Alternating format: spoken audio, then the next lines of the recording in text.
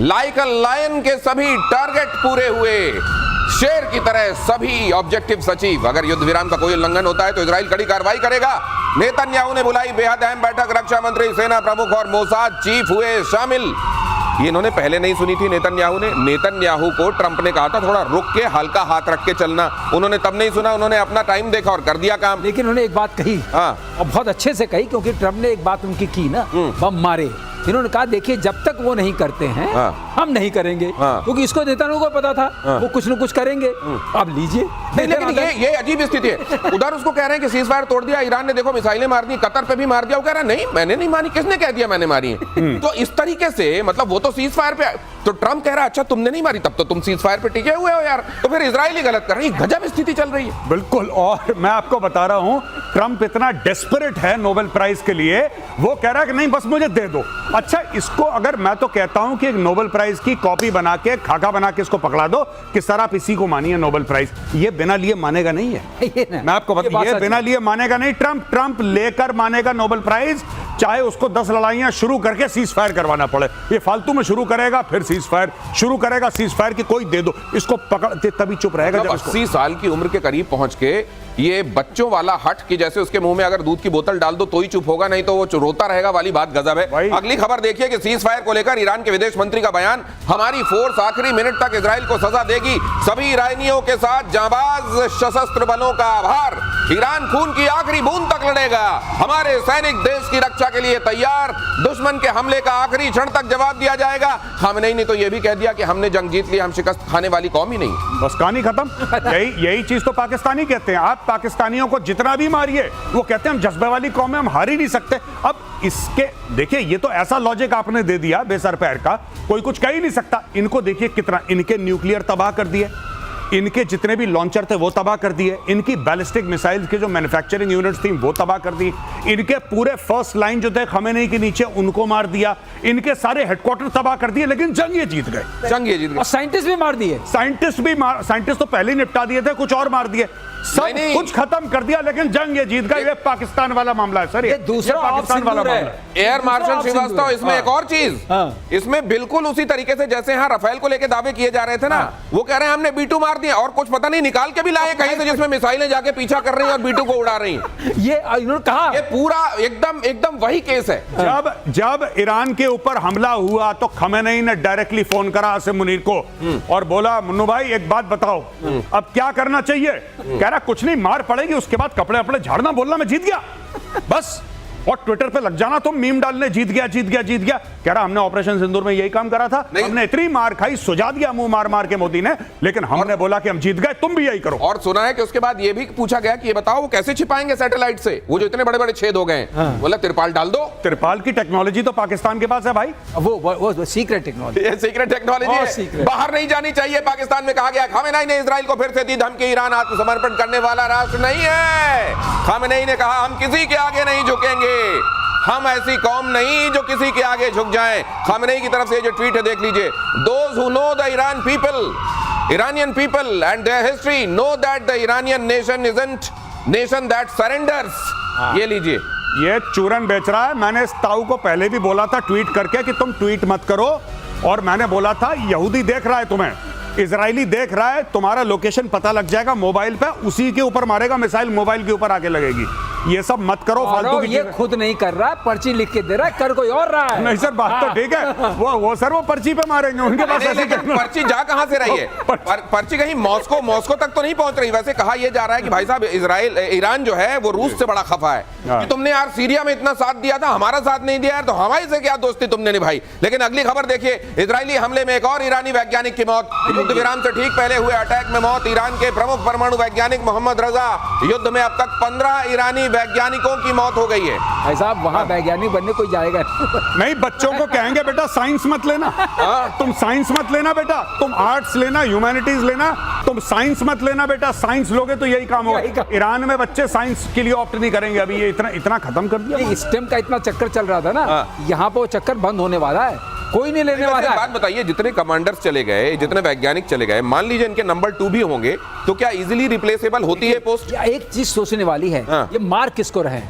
IRGC जो इन्होंने layer बनाई थी, जो SS टाइप थी, वो पूरे कमांडर वाले, हाँ। उनके कमांडर्स को मार रहे हैं। जो रेगुलर फोर्स वाले तो बेचारे जिंदा हैं, हाँ। और मार रहे हैं इनके सीक्रेट साइंटिस्ट को, और जो सीक्रेट पुलिस है। नहीं सर, एक और खबर आई है हाँ। कि अब तो मोसाद फोन कर रहा है इनको, जो बच गए उनको, उनको फोन कर रहा है कि सुन, अब तुरंत निकल, वीडियो बना, दिखा कि तू निकल गया है, और पहले खामेनेई को उल्टा पुल्टा बोल, नहीं तो अगले 24 घंटे में तेरा काम भी हो जाएगा। हाँ, वो मैंने भी वीडियो रिकॉर्डिंग सुनी, वो उसका ऑडियो रिकॉर्डिंग है, वो मोसाद का एजेंट फोन कर रहा है इनके, आई थिंक किसी मंत्री को या जनरल को, किसी को फोन कर रहा है और कह रहा है कि भैया 24 घंटे के अंदर ईरान से निकलो, हमें पता है तुम कहां रहते हो, हम तुम्हें निपटा देंगे, और ये तुम्हें 3 काम करने, निकलने से पहले निकलो, हमें प्रूफ दो, सबूत दो कि तुम निकल गए हो, तब तुम बच पाओगे, निकलो यहां से। अच्छा, वो भी बड़ी सीरियसली बात कर रहा है। अच्छा भैया कैसे निकलना है, ये निकलना है, ये कैसे पूछ रहा है उससे कि कैसे निकलना है, ये भी बता दो हमें। और ये एक बात और देखिए, वो जो एक मैडम हसीना यहाँ पे आई थी और यहाँ के सबकी कुंडली बना के ले गई हैं, आप ये भी देखिए, बड़ा धर्म की बातें करने वाली ये जो कंट्रीज हैं,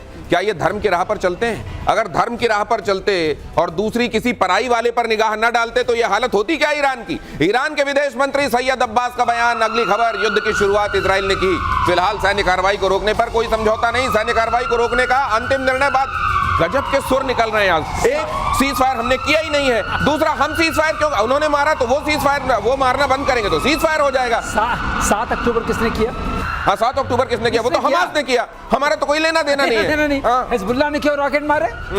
वो हमारा कोई लेना देना नहीं। ड्रोन हुती ने क्यों भेजा? और हमारा कोई लेना देना नहीं। इसीलिए दुनिया ये डर रही थी कि एक दिन ये परमाणु मार के भी यही कहेंगे कि ये तो हुती ने मारा होगा, हिजबुल्लाह ने मारा होगा, हमारा तो कोई लेना देना। इसी बात से डर रही थी दुनिया। मैं कह रहा हूं ट्रंप को नोबेल प्राइज देकर टंटा काटो और अपना लड़ाई शुरू करो दोबारा।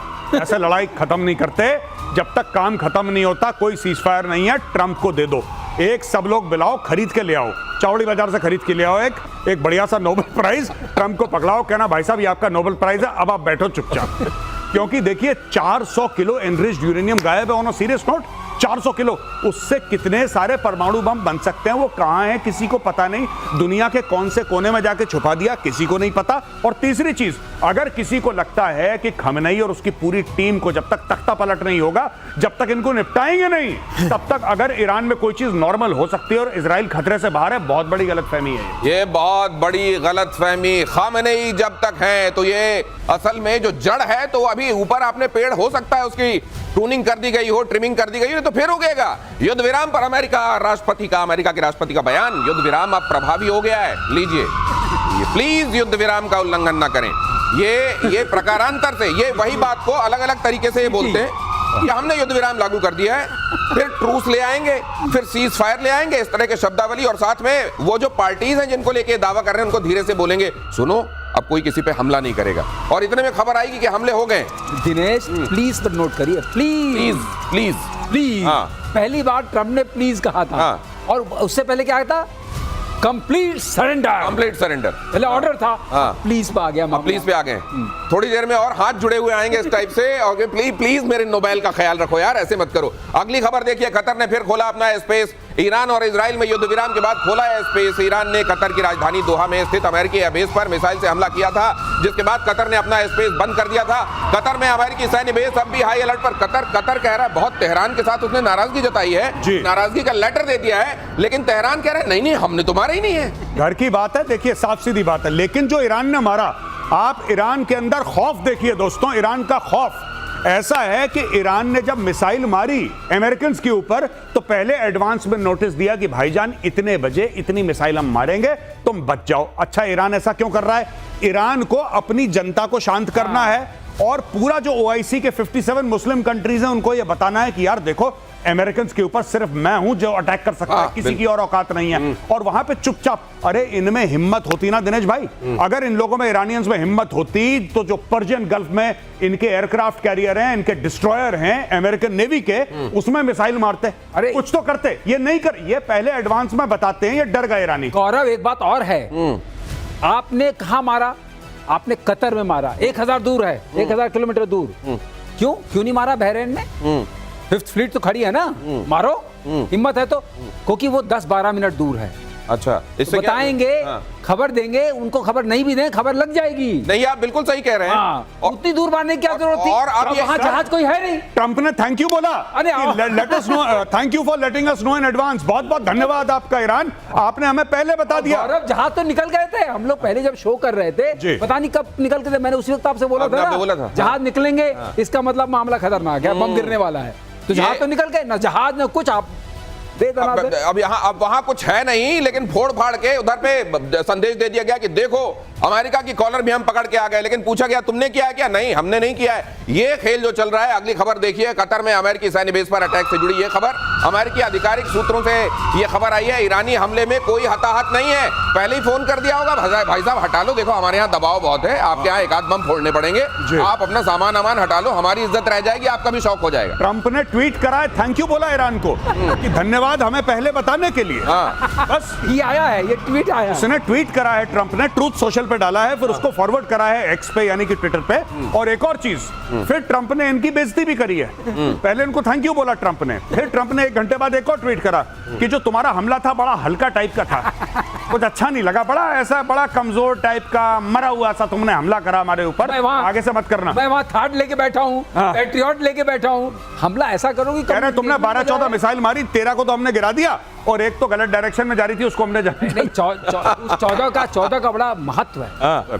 उन्होंने कहा हमने भी उतने मारे जितने अमेरिका ने मारे। अच्छा, उसने 14 बॉम्ब मारे, हमने 14 मिसाइल मारी। अरे भाई साहब, बड़ा कनेक्शन। अच्छा, हिसाब बराबर। और इसीलिए अब महबूबा मुफ्ती जैसे लोग आकर कह रहे हैं कि ईरान ने पूरे मुस्लिम वर्ल्ड का रहनुमा बन के दिखा दिया है, लीडर बनकर दिखा दिया है, और उसने पश्चिमी देशों को घुटने पर ला दिया है। बस बिल्कुल, एक महबूबा मुफ्ती भारत को और पूरे एशिया को घुटने पे ले आई है, और एक ये घुटने पे ला रहा है। घुटने के अलावा तो बात समझ में नहीं आ रही कि आलम इस्लाम में पूरी मुस्लिम कंट्रीज में इतने अच्छे अच्छे लीडर हैं, जैसे for example crown prince Mohammed bin Salman, जो अपने मुल्क को बेहतरी की ओर ले जा रहे हैं। उनका एग्जाम्पल नहीं दे रहे। जो यूएई के लोग हैं, जो अपने लोगों के लिए बेहतरी कर रहे हैं, उनका उदाहरण नहीं दे रही महबूबा मुफ्ती जी। उदाहरण दे रही है किसका? खमेनेई का। ये आदमी जो कि हिजबुल्लाह और हमास पाल के बैठा हुआ है, उसका उदाहरण दे रही है। ये तो हाल है इनके। ये है, देखिए, यही कहते हैं ना, घुटने की बातें हो रही हैं। कम से कम अकल वहां रखकर बात नहीं करनी चाहिए। और ईरानी खतरे को देखते हुए पेंटागन चौकन्ना हो गया है। ईरान के हमले को पूरी तरह नाकाम कर दिया गया है। एटमी साइट्स पर हमले के बाद से ही चौकन्ना है। संभावित हमले के लिए मिसाइल लॉन्चर तैनात है। कहते हैं जब पेंटागन आसपास पिज्जा के ऑर्डर बढ़ जाएं तो बड़ा काम हो रहा होता है वहां। तो क्या काम के लिए आवश्यक शर्त है कि वहां पिज्जा खाए जाएं? मुझे ऐसा लगता है कि अगर पिज्जा का जो रात भर अगर डिलीवरी हो रही है पिज्जा की, तो कुछ हो सकता है। मतलब ईरान जो है हमले इस टाइप के कर रहा है कि पिज्जा खा खा के भी इनको रोका जा सकता है। मैं तो खुद सोच रहा हूं कि साउथ ब्लॉक के आगे छोले भटूरे की दुकान लगा दूं। ठीक है, कहीं दोबारा ऑपरेशन सिंदूर चालू हुआ, पता लगा मेरे ऑर्डर निकल रहे हैं, ये भी हो सकता है। दक्षिण इजराइल के बीरशेबा जिसको बोलते हैं, ईरानी हमला, कई इमारतें ध्वस्त, 4 की मौत, कई जख्मी। सीज फायर के बाद ईरान का यह हवाई हमला हुआ। ईरान बोला आखिरी हमला हमने किया है, 10 से 15 बैलिस्टिक मिसाइलें दागी गई। ये इनकी कौन सी बात ये माने, इनकी कौन सी बात से इनकार कर दे, कोई नहीं जानता। और इस तरह की सिचुएशन ही किसी को ये सोचने के लिए मजबूर करती है कि अगर इनके हाथ में, बंदर के हाथ में उस तरह फिर भी सेफ होता है, इनके हाथ में अगर न्यूक्लियर आ गया तो क्या होगा। अगली खबर देखिए, ईरान के शॉर्ट रेंज हथियार अमेरिका के लिए बड़ा खतरा। ईरान की रेंज में 2 दर्जन अमेरिकी मिलिट्री बेस, SRBM मिसाइलें, फजर 5 रॉकेट सिस्टम, घातक कामिकाजी ड्रोन के जरिए भी हमला संभव। लेकिन क्या ये पहले फोन करके इन तमाम जगहों पर बता देगा ईरान फिर से कि देखिए मेरे पास ये है, मैं कुछ जगहों पर भेजूंगा? देखिए भाई साहब, एक मैं बात आपको क्लियर बता दूं, ईरान की स्ट्रैटेजी, जब भी ईरान के खमेनेई को ये भी बोलना पड़ता है कि दुश्मन बहुत बुरा है और हम दुश्मन के दांत तोड़ देंगे, वो कभी यूएस का नाम नहीं लेते। ज़ायोनिस्ट रजीम का नाम लेगा, वो नाम लेगा भाई साहब इजराइल का, किसी तरीके से यहूदियों का नाम लेगा। यूएस का नाम उसने लिया ही नहीं लिया। जबकि असली में मार यूएस ने मारी है। जो फोर्डो का, इस्फहान का, नेतांज जो भी बर्बादी करी है, असली बर्बादी अमेरिका ने करी है। इसके पीछे वजह क्या है? हाँ, इसके पीछे वजह क्या है? क्योंकि उसको पता है कि अगर अमेरिका को छोड़ेगा तो अमेरिका के पास ऐसी टेक्नोलॉजी है कि और मारेगा उसको, और वो नहीं खाना चाहता हमारी इतनी। नहीं खाना चाहता मार। सही है, बिल्कुल। मार पड़ेगी असल में अमेरिका से, इजराइल भी कम नहीं मार रहा है, लेकिन उधर से जो पड़ेगी फिर उसमें कराह भी नहीं निकल पाएगी। इसलिए इजराइल के साथ साथ अमेरिका का नाम बिल्कुल मत ले लेना, वरना ये दोनों तरफ से थप्पड़ पड़ने वाली नौबत आ जाएगी। और 4.1 की तीव्रता के साथ ईरान में भूकंप आया। ईरान में इन दिनों धरती हिलती है, या पिछले करीब 1-1.5 महीने से पाकिस्तान में अगर धरती हिलती है तो लोग कहते हैं न्यूक्लियर वाली तो नहीं है। 4 दिन में तीसरी बार ईरान में भूकंप के झटके। दक्षिण पश्चिम में मिस्री शहर के पास आसपास भूकंप आया। न्यूक्लियर टेस्ट की जताई जा रही है आशंका। संभव है क्या सर? बिल्कुल संभव नहीं है, बिल्कुल संभव नहीं। कोई न्यूक्लियर टेस्ट वहां नहीं हुआ है। ये जो गिरा है हल्के फुल्के झटके आते हैं। और वहां के ऑन सीरियस नोट, वहां टेक्टोनिक प्लेट ऐसी है कि ईरान में झटके आते रहते हैं। अच्छा, इस तीव्रता के आते रहते हैं। पहले भी ये ज्योग्राफिकल जो वहाँ की लोकेशन है। लेकिन ये वाले जो आप कह रहे हैं, जो आप कब्र के नीचे आपने दबा दिया, अगर वहाँ कुछ पटाखे हो रहे हैं, छोटे मोटे झटके आ सकते हैं। सर तो ये बताइए, क्या ये तीनों चारों जगह जहाँ पे ये फोड़ दिया गया, क्या यहाँ से इन्होंने यूरेनियम सरका दिया? पहले सरका दिया वाली बात बहुत चल रही है, लेकिन जो यूरेनियम सरका दिया गया है वो कंफर्मेशन में नहीं है। और जो आकलन है, जैसे गौरव भी कह रहे हैं और हम भी कह रहे हैं, किसी विश्वसनीयता नहीं कह सकते हैं, लेकिन एक विश्वास है कि ये इजराइल को पूरा पता था। मोसाद का पूरा जाल बिछा हुआ वहां पर, मकड़ जाल। वो कौन लेके भाग गया? मोसादी लेके भाग गया क्या? ओ, ये 400 किलोग्राम जो गायब हुआ है, तो गायब तो चलो ठीक है हो गया, लेकिन ईरान वालों ने खुद ही वहां से हटाया या मोसाद लेके उड़ गया? ये बड़ा सवाल। और अमेरिका पर ईरान के कमजोर हमले का असर। कच्चे तेल की कीमतों में 4.08% की गिरावट। WTI क्रूड ऑयल ये $72.69 पर पहुंचा। ब्रेंट क्रूड ऑयल 75.81 तक आया। तो ये होर्मुज और उसको लेकर डर और ये कच्चे तेल की कीमतें, ये वाला भी मामला खत्म फिलहाल के लिए। फिलहाल के लिए देखिए, मैं इतनी गर्मी में अगर अभी नहीं होगा, इतनी गर्मा गर्मी में, तो बाद में कब होगा? नहीं, देखिए ट्रंप ने बोला सीज फायर, दोनों पार्टियों ने नहीं माना। अगर कल कुछ ऐसा होता है, देखिए ये सब किस चीज पे डिपेंडेंट है? इस चीज पे डिपेंडेंट है कि रेजिम बनी रहे। अगर रेजिम को ये लगा कि भाई मरता क्या ना करता, अब हम खत्म होने वाले हैं, अब हम बर्बाद होने वाले हैं, जाते जाते हम कुछ ना कुछ डेस्परेशन में कर दें, तो स्ट्रेट ऑफ हॉर्मुज उनका एक ऑप्शन हो सकता है। और धमकी के बावजूद ईरान ने फिलहाल नहीं रोका है हॉर्मुज गलियारा। कच्चे तेल का सबसे बड़ा रास्ता हॉर्मुज, चीन और भारत के लिए सबसे अहम हॉर्मुज। चीन की तो इकोनॉमी मेनली समझ लीजिए हॉर्मुज से ही चलती है। ये है वो इलाका जो आप यहाँ देख रहे हैं, देखिए, जिसको हमने बड़ा भी करके आपको दिखाया है, थोड़ा इसको मैग्नीफाई करके दिखाया। एक बात मैं जोड़ दूं कि एज पर जो हमारा यूएन, इन्होंने प्रस्ताव पास किया आपने यहाँ संसद में, उसके बाद ये रोके क्यों नहीं रोका इन्होंने?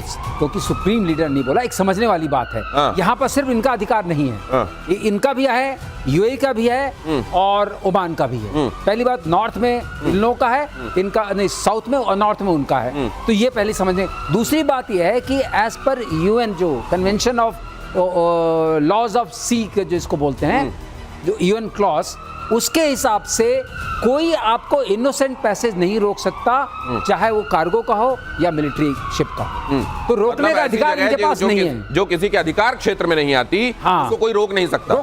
नहीं, इनोसेंट पैसेज उसका नाम है। अच्छा, इनोसेंट पैसेज मीन मैं वहां से गुजर रहा हूँ, आप मेरे को नहीं मार सकते। अच्छा, चाहे मैं आपके वाटर से गुजर रहा हूँ, चाहे मैं आपके ही अधिकार क्षेत्र वाले। अच्छा, क्योंकि जो स्टेट्स हैं, टोटल 16 स्टेट्स हैं पूरे वर्ल्ड में, उसमें से 3 बड़ी डोमिनेंट हैं। एक ये है, एक मलाका वाली है, और दूसरी क्या उसको मेदलेव, बेदले कुछ एक और है, रेड सी के पास वाली है। इन तीनों की जो है, लेकिन ये तीनों बड़ी इंपॉर्टेंट हैं। ये मैं जानना चाहता हूँ कि चलिए फिर यहाँ से चीन को तेल मिलता रहेगा, और चीन की चुप्पी समझिए। चीन क्यों चुप है? क्योंकि स्ट्रेट ऑफ हॉर्मुज को देख रहा है ना। अगर आपने इसको बंद किया, उसके ऊपर 80% इंपैक्ट उसके ऊपर चुप है, ठीक है। तो लेकिन बाकी कहते हैं एक बड़ा हिस्सा चीन से पाकिस्तान चला जाता है स्मगलिंग के जरिए तेल। नहीं, ईरान से पाकिस्तान, सॉरी, ईरान से पाकिस्तान, सिस्तान बलूचिस्तान से पाकिस्तान जाता है। और पाकिस्तान में उस इलाके में जहां पे स्मगलिंग होती है, तेल 500 रुपए लीटर हो चुका है। जो गौरव बता रहे हैं ना, लेकिन टैंकर से कितना जाएगा? आपको तो वो वाले सी वाले टैंकर, बड़े टैंकर से ले जाना पड़ेगा। लेकिन चलिए, वो वहाँ इतने में ही काम चल जाता है सर। यहाँ वाला डिफरेंट है, यहाँ वाला डिफरेंट 500 वाला ना, उसके सी क्या भाई, बोतल में लेकर आना, बोतल में लेके आना। 295 करोड़ के जासूसी ड्रोन खरीद रही है सेना। ऑपरेशन सिंदूर के बाद आपातकालीन खरीद के लिए 2 अहम डील। आइडिया फोर्स टेक्नोलॉजी को 173 करोड़ का ऑर्डर दिया गया है। सोलर डिफेंस एंड एरोस्पेस से 158 करोड़ की डील हुई है।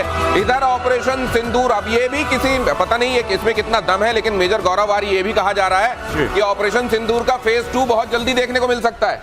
आई रियली होप, मैं उम्मीद करता हूं कि हो जाए एक बार, क्योंकि पाकिस्तान की अच्छी वाली कमर तोड़नी पड़ेगी, तब जाके पाकिस्तान बाज में आएगा। किसी को यह गलतफहमी है, किसी को, कि पाकिस्तान ने अपना आतंकवाद रोक दिया है ऑपरेशन सिंदूर के बाद, यह गलतफहमी दूर कर लीजिए। यह पाकिस्तान के खून में शामिल है, वो दोबारा करेगा। तो इसके पहले वो करे, इसके पहले वो करे। अभी चुपचाप बैठा है, यही समय है। डालो बिल्कुल आसिम मुनीर के मुंह के अंदर एक ब्रह्मोस बढ़िया वाला। गौरव, आपको मौका मिलने वाला है। बिलावल वापस पहुंच चुके हैं। बिलावल वापस पहुंच चुके हैं और वह आजकल पानी को लेकर बहुत जम के बातें कह रहे हैं। वो कह रहे हैं कि अब एक बार फिर से हम युद्ध तक जाने वाले हैं। ओह माय गॉड, 6 की 6 नदियां ले लूंगा मैं। हाँ, पूरी 6। और जिस तरीके से अगर वाकई मुंह चलाने में अगर युद्ध जीते जाते होते तो बिलाल इस दुनिया के शहंशाह होते। बिल्कुल, वो हैं अपने दिमाग से, तो वही है दुनिया के शहंशाह। ये जो ऑर्डर दिए गए हैं सर, अब ये इन ऑर्डर्स की मैं चर्चा कर लूं, ये हमारे सैन्य क्षमताओं को क्या बढ़ाएंगे, किस तरीके से बढ़ाएंगे? ऐसा है, ड्रोन्स के लिए जितना भी ड्रोन आप इकट्ठा कर लें और जो प्रोडक्शन कैपेसिटी आप बना सकें उतना ही अच्छा है। ऑर्डर देने से 2 फायदे होते हैं दिनेश। जो पहला ये होता है कि आप जो ऑर्डर सर्विस करते हैं तो आपके अंदर प्रोडक्शन कैपेसिटी भी डेवलप होती है, जो पहला रिक्वायरमेंट है। अच्छा, हम जो एक्सपोर्ट करना चाहते हैं, ऑर्डर देते हैं, तो जो कंपनी है, जैसे इस केस में आइडिया फोर्ज है और सोलार है, दोनों के यहाँ प्रोडक्शन कैपेसिटी हो जाएगी क्योंकि उनके पास पैसा है, वो बनाएंगे, वो सारा सप्लाई चेन स्टैब्लिश हो जाएगा और वो आर्मी एयरफोर्स देंगे। अब वो प्रोडक्शन कैपेसिटी, अगर जो ऑप सिंदूर 2 की बात हो रही है, उस वक्त तो और काम आएगी क्योंकि हम और वो बना सकते हैं, तेजी से बना सकते हैं। अगर आपने एक लाइन स्टैब्लिश कर ली है, जैसे आकाश का मैं आपको एग्जांपल दूं, फर्स्ट ईयर में जब हम प्रोडक्शन हमने किया, हमने सिर्फ 96 मिसाइल्स बनाई थी, ठीक है, लेकिन अब हम 1000 बना सकते हैं। तो ये होता है ऑर्डर प्लेस करने के बाद आप अपनी क्षमताओं को बढ़ाते हैं और क्षमताओं को भांपते हैं। और जो बिलावल वाली बात मैं कर रहा था, वो खबर जरा देख लीजिए। बिलावल भुट्टो ने युद्ध की गीदड़ भभकी दी है। भारत ने सिंधु समझौता नहीं माना तो जंग होगी, युद्ध करके सभी 6 की 6 नदियों पर कब्जा कर लेंगे, यही कह रहे थे गौरव, आपको खबर बता रहे थे। अमित शाह ने कहा था समझौता बहाल नहीं करेंगे, ये चांद ले लेंगे, सितारे ले लेंगे, 6 की 6 अच्छा, कुछ एक लीडर्स जब बात करते हैं, जैसे नेतन्याहू को हम देखते हैं जी, वो जब कहते हैं तो लगता है कि एक करेज वाला आदमी कुछ कह रहा है। फॉर दैट मैटर ट्रंप जब कहते हैं तो समझ में आता है, नरेंद्र मोदी जो कहते हैं वो लगता है कि कोई कह रहा है। बिलावल के मुंह से जब ये बातें निकलती हैं, हम 6 की 6 ले लेंगे, ये पता नहीं रिलेट नहीं कर पाता आदमी से। नहीं, बिल्कुल, ये बिलावल का देखिए साफ सीधी बात है। बिलावल भुट्टो को जैसे देखिए, उन्होंने 2-3 लोग हैं, जैसे बिलावल के जो फादर हैं सरदारी, उनको रख रखा है फीता काटने के लिए, उसका काम सिर्फ फीता काटना है, ठीक है। शहबाज शरीफ को माफी मांगने के लिए, उसका अलग काम है, कह रहा तू माफी मांगेगा बस, और कुछ नहीं। वो सबसे ऐसे ही रहता है, वो सबके सामने ऐसे हाथ जोड़ के, गलती हो गई, मेरा नाम शहबाज शरीफ है, मुझे माफ कर दो, मेरा नाम शहबाज शरीफ, हाँ मैं प्रधानमंत्री हूँ, बहुत बड़ी गलती हो गई। बिलावल को रखा है कि भाई ऐसा है कि काटने के दांत और भौंकने का मामला अलग, तू बोलता रहे भाई, तू बोलता रहे बीच में। तो देखिए माहौल बनता है 2-4 लोगों से। नहीं तो बिलावल ने जैसे भाई कव्वाली गाता ना, एक आदमी गाता है, पीछे नहीं होते ताली बजाते तो कव्वाली, ये वो लोग हैं अलाप लेने वाले बीच बीच में। हाँ, बीच में वो कहता है अगर दुश्मन तो दूसरा कहता है दुश्मन, जमाना कम नहीं, वो कहता है कम नहीं। तो ये है, ये पीछे ये वाले हैं, ये कव्वाली वाले, बीच बीच में इसी तरीके से ये साथ देने वाले जो कलाकार हैं, इनको ध्यान से देखते रहिए। और पिनाका रॉकेट की 2 नई रेजिमेंट बनेंगी, अपनी मारक क्षमता बढ़ाएगी भारतीय सेना। पिनाका मल्टी बैरल रॉकेट की 10 रेजिमेंट हो जाएंगी, एक रेजिमेंट में 18 पिनाका रॉकेट लॉन्चर होते हैं।